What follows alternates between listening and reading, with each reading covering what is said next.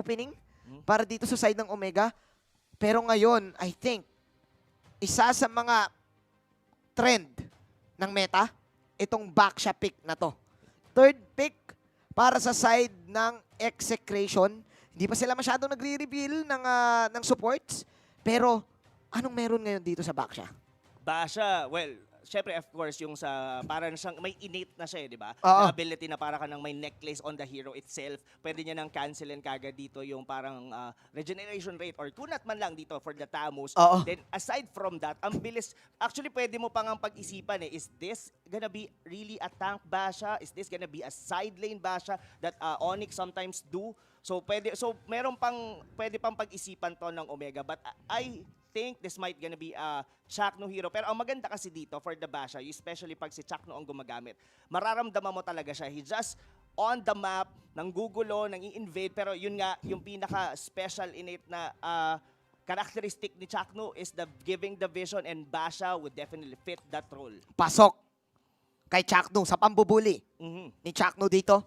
Meanwhile, makikita natin dito ngayon ang Omega banning the Yuzong. So dito na papasok yung sinasabi mo na magkakaubusan ng mga side lanes para sa laban natin. Yuzong,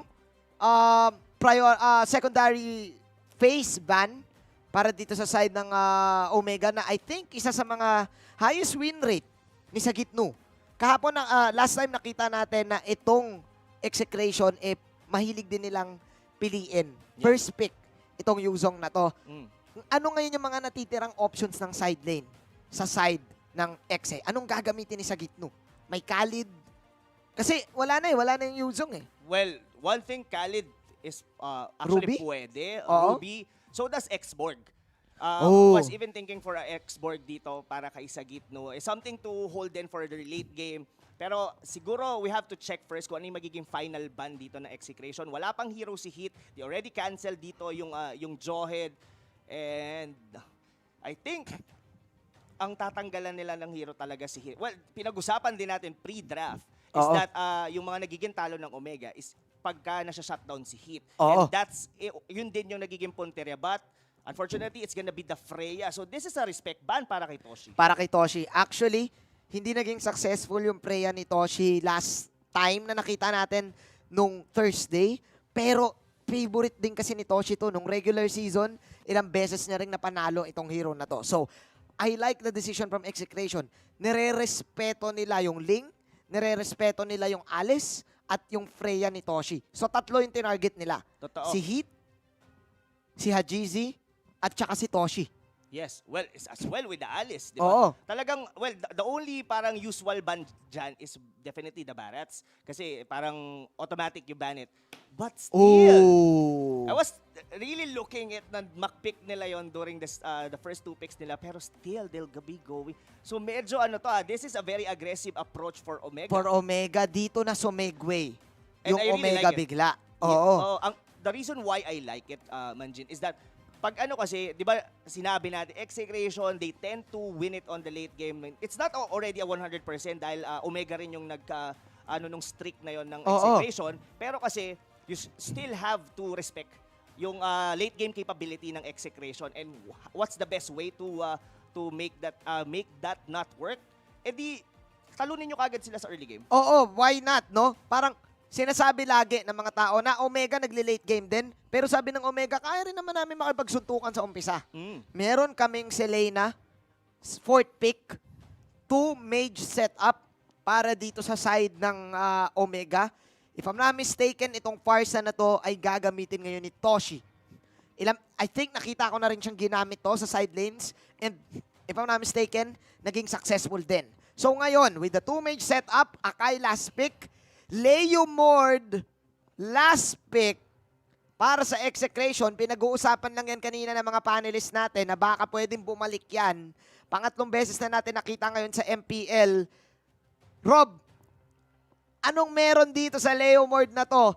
Side lane Leo Mord is back. Isa sa mga signature Execration specialty yan eh. Yes, yes. And by the way, Sagitnu rin talaga. Specialty hero niya rin yan way back on a couple of seasons. Pero ang kagandaan kasi dito for the Leomord, medyo squishy dito ang lineup ng Omega. But You still have to take down yung last pick dito for Heat, the Akai.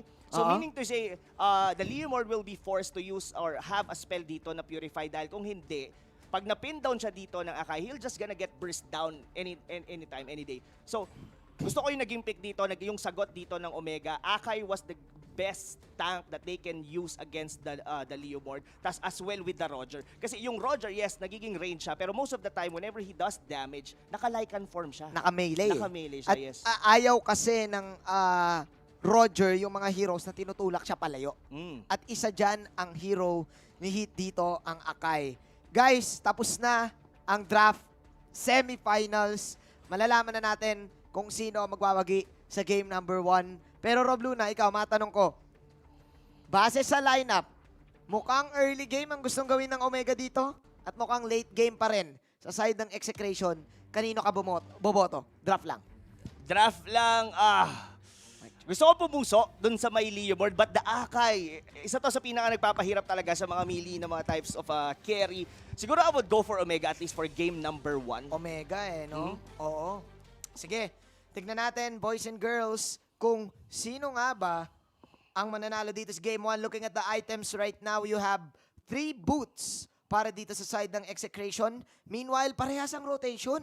Oo, parehas. Dito ng dalawa, except si Hayes at si Heat, Rob Luna, pinapula na kagad dito yung mga objectives. Isang mabilis to para kay Hajizi. Bukod sa Grabing mabilis, rotation to. totoo Oo. yan. Saka parang naka-ready na din kagad kay Haji. Pagpunta niya doon sa may orange buff, binawasan na din doon ng Oo. Akai. Pero look at the pag-cut dito ni Curtis. This is something eh. Tingnan mo, makikita mo yung lamang dito ng pag-ikot ng Omega. Oo. Kuha na ngayon ni Haji yung dalawang buff niya. Mabilis na siya magle-level 4 at hindi pa nakukuha ni Hate yung kanya. This might be a possible na invade. At talagang gusto talaga ng early game kasi yung invade na sinasabi mo, Rob Luna, online pa yung retribution ni Haji dito. So prepared ang Execration kumuha dito ng early game kills. Lalong-lalo na tatamaan ngayon si Curtisi. Medyo naging overconfident lang. So nagkaroon ng onting error dito ang Omega as Chaknu will punish that one.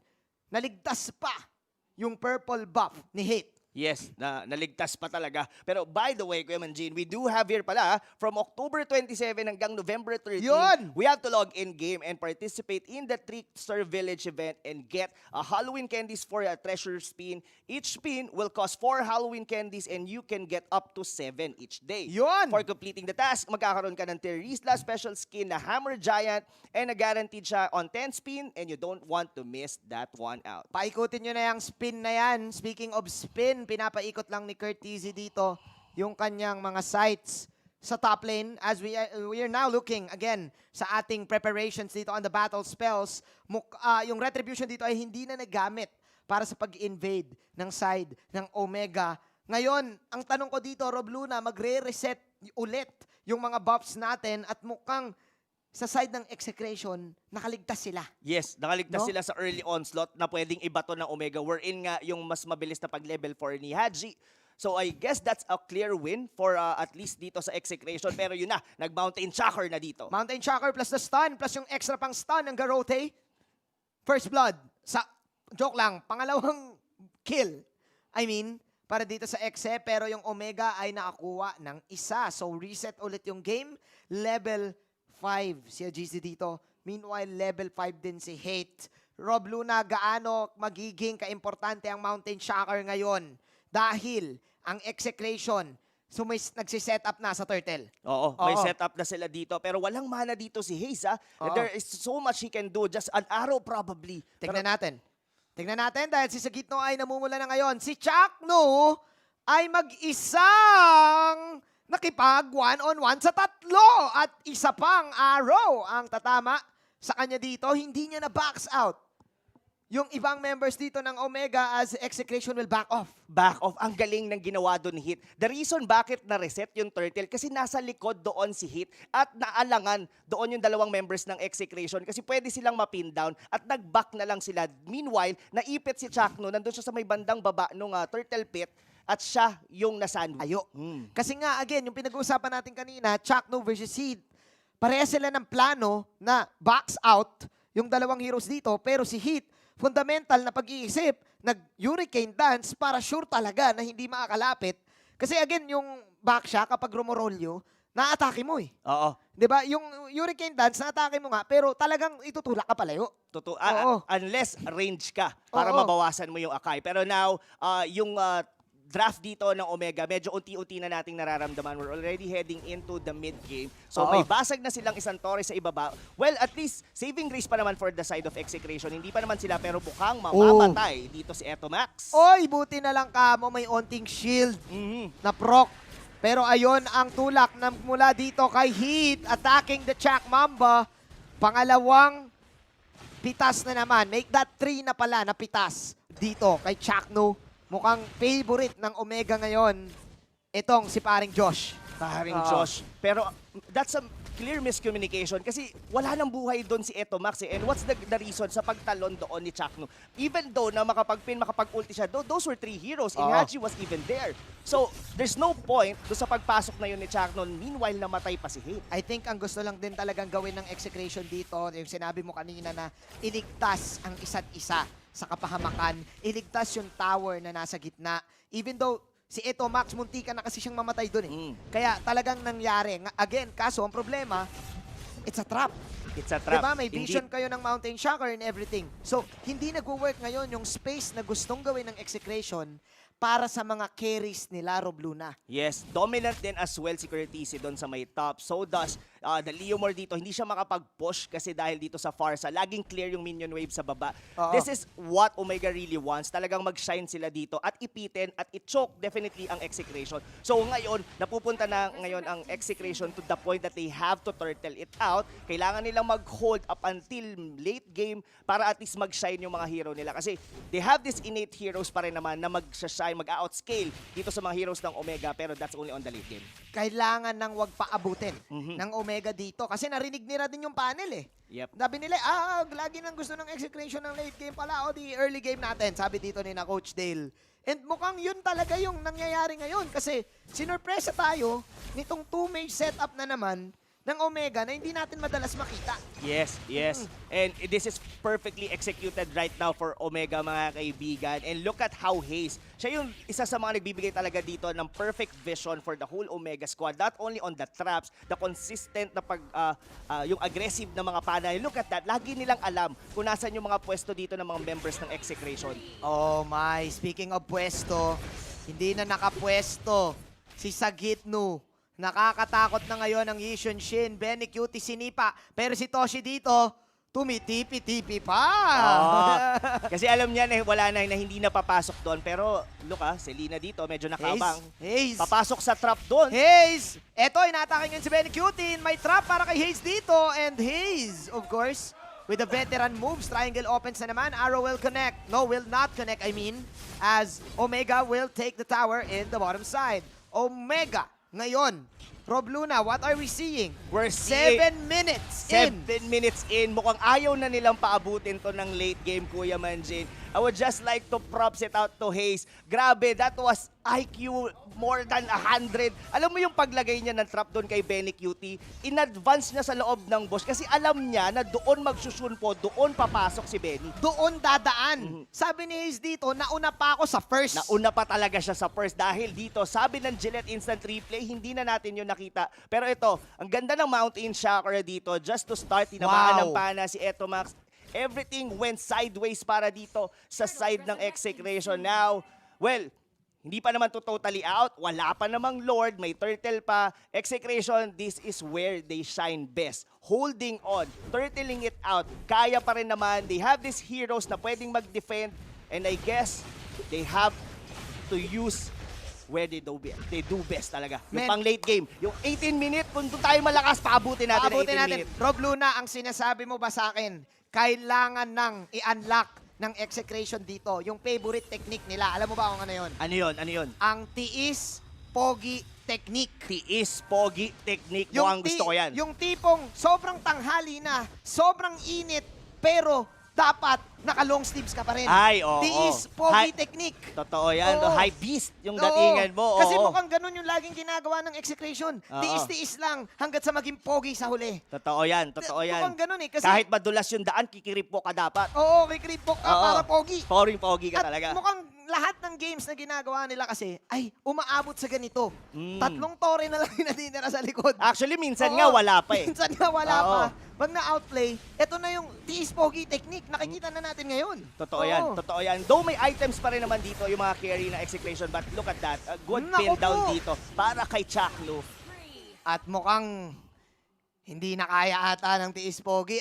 Medyo Roblona. mahirap, to be honest, Oo. mahirap. Kasi Chakno dito, kaya rin siyang balatan ng mga cores dito ng Omega. Oo. Tapos given pa na dalawa halos yung mage damage. Look at that. Oh, Just so an arrow. Ang nakita mo yung kung gaano kalupit si Haze doon, sinundan niya ng pana No. yung kabayo.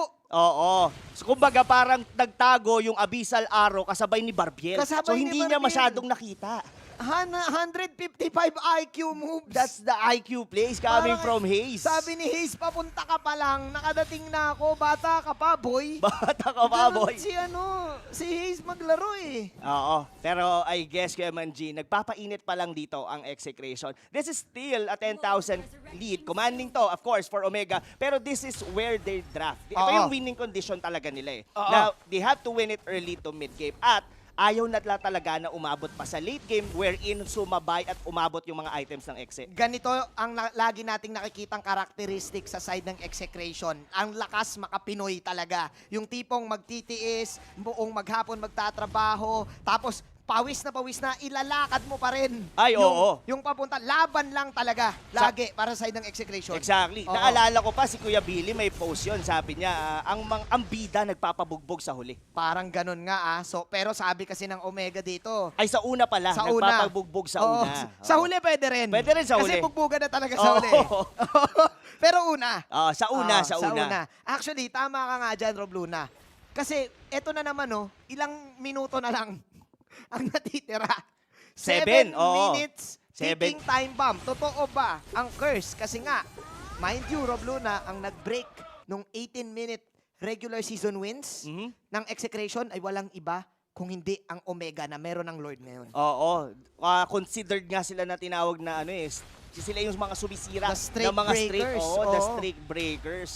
Pero ito na, well, this is still not a Luminous Lord. Red- Pero ang ganda ng hold ng Omega dito. Sasabay both lanes together with the Lord sa bot lane. Tignan natin dahil inaatake ngayon dito si Chakno. Makakatiis pogi pa kaya si Chakno dahil si Barbiel ay papasok na. Ikot, magmumula dito kay Hit. Yung pana ay hindi tatama. Pero ngayon si Curtizy ay nasa loob na ng base at mukhang itong side ng Omega ay magiging disiplinado lang dahil sila ay magbabak. Yung Lord ay mawawala at wala ring magagawa ang side ng execration kundi magstay lang. Oo, Kundi magstay lang. maghintay. Totoo. Maghintay lang ng maghintay. Well, I guess it's still good for the side of execration. Yes, nabasag yung gitna nila dito, but they perfectly defended the Lord. Yun nga lang, hindi na nila kayang hold pa yung gitna dahil naubos na nila Oo. yung kanilang mga skills during doon sa my first Lord. I think they could be able to hold this one out. Pero hit dito, mainit. Mainit talaga si Kuya Heat dahil si Chakno ang kanyang first na atakihin. It's killing spree and Mega Minions. OMG! Ang sigaw ng mga fans dito dahil ang Omega ay nakakuha na ng Mega Minions. Benny Cutie, sinusubukan niya ang kanyang best. Pero sabi ni Toshi, saan ka pupunta? From downtown of either airstrike yung pinakita doon ni Toshi. Wow, this is a very dominant game coming from Omega. Not even losing a single outer turret dito. Parang kiniliti lang yung Torre doon sa baba. And Team Omega, napaka-dominanteng performance para dito sa game number 1.